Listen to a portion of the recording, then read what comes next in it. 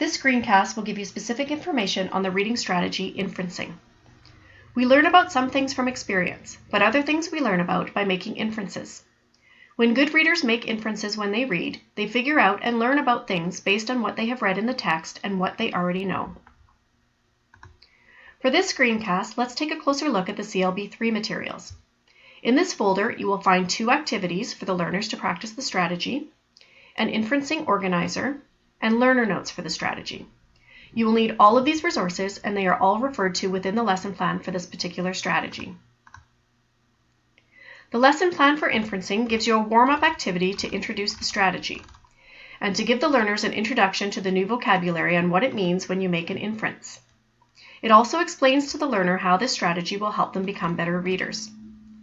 When you introduce the strategy, distribute the learner notes to the students.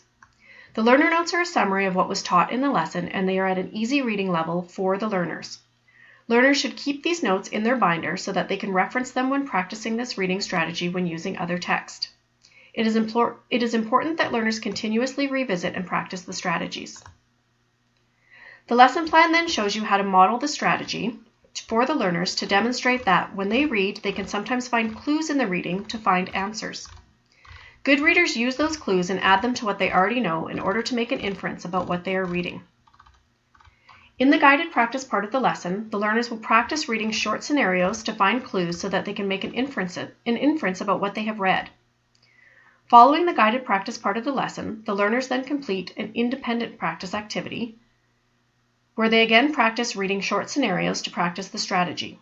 Please note, there is an additional activity at the end of the lesson where learners can watch a video to review how to make an inference. Finally, there is a short closing activity. Please refer to the lesson plan for information on how to teach this strategy in more detail.